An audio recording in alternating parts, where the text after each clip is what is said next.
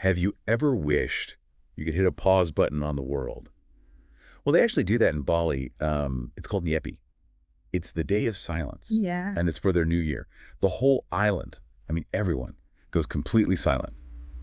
No traffic, no talking, nothing. It's really something else. I mean, most of us think of New Year's as a time to celebrate. Yeah, for sure. But you keep in Bali, it's the total opposite. As you dug into in the research, it's about going inward, Right. like a deep reset for your mind and spirit, and finding that sense of balance again. It's a big part of their version of Hinduism, the whole idea of finding harmony with everything. Finding harmony. So that's their new year, huh? Mm. Total silence.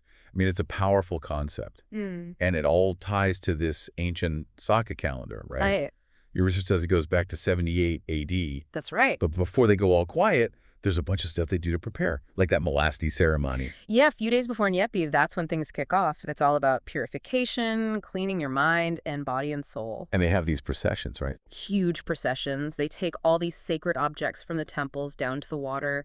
Could be the sea, a lake, a river even. Wow. And there they use holy water. They call it tirta memberta, which means, get this, the water of life. It's a huge symbolic thing. And it connects to that whole Triheta Karana thing we were talking about. Exactly. Humans, nature, and the divine, all in perfect balance.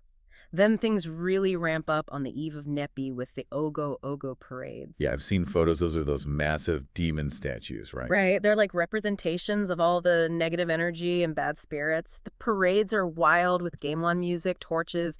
It's all part of the Buddha Yajna ritual. It's like they're giving those bad vibes a physical form and then... They burn them, exactly. That's the Ningirapuk ritual, a symbolic cleansing, getting rid of all the negativity and evil. So powerful. The day before Nyepi, there's the Mekaru ceremony, too.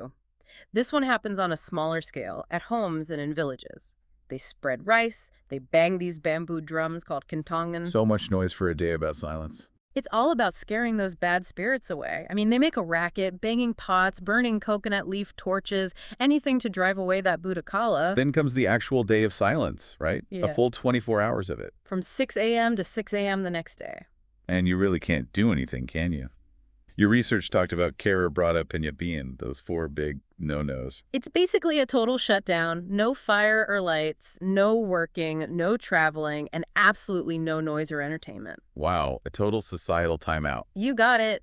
The streets are empty, shops and businesses are closed, even the airport and seaports are shut down.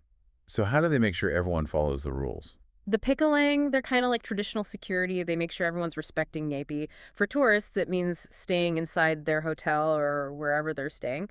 Hospitals, of course, are still open, but yeah, it's taken very seriously. It's amazing how seriously they take it. Yeah, but of course there are some interesting regional variations. Like in Tabanan, they make these special rice cakes called entil pupuan. Oh, wow. I love rice cakes. And the day after Nyepi in Sesatan, they have this kissing ritual. It's called Omed Omedan. Then there are the Ogo Ogo parades. They're mainly in places like Denpasar, Ubud, and Canggu. Actually, this year, some parades were canceled because of the elections. It makes sense. And it's not only in Bali, Hindu communities all over Indonesia have their own ways of observing Nyepi. It's so fascinating. So why do they do all of this? I mean, what's the real point of all the silence? When you think about it, Nyepi's all about hitting that refresh button for the new year, starting fresh. Like a spiritual detox. Yeah. It's all about maintaining balance, getting rid of all those negative vibes. The Katur Brata Penyepian, those prohibitions, they're about more than just being quiet. They're about self-control, purifying yourself from the inside out. And getting closer to Hyang Widiwasa. Their supreme God, exactly. It's about purifying everything, both the physical world and what's inside us. That's a powerful idea. Yeah. It's all rooted in their Hindu beliefs and their deep respect for nature. It really embodies that Trihita Karana philosophy we keep coming back to. And then after all the silence, there's Ngembak Genie, the day after Nyepi. The day of relighting the fire. Right. Life goes back to normal. You could say that. It's a time to reconnect with people, to forgive, to reconcile. Everyone visits family and friends. It's like the island wakes up again. And they have all those local traditions you mentioned, the kissing ritual and the special rice cakes. And lots more. Mud bathing, markets, traditional performances. It really depends on where you are on the island. It's incredible, I think it makes you think, what if we all just stopped for a day? No phones, no work, no noise, just quiet contemplation. Maybe we could all learn something from Nyepi. Yeah, it's a powerful thought, isn't it? It really is. That's the beauty of digging deep into different cultures. Always something new to learn. Absolutely. And to think about even after the episode ends. Exactly. Thanks for diving in with me. My pleasure. Always a fascinating topic.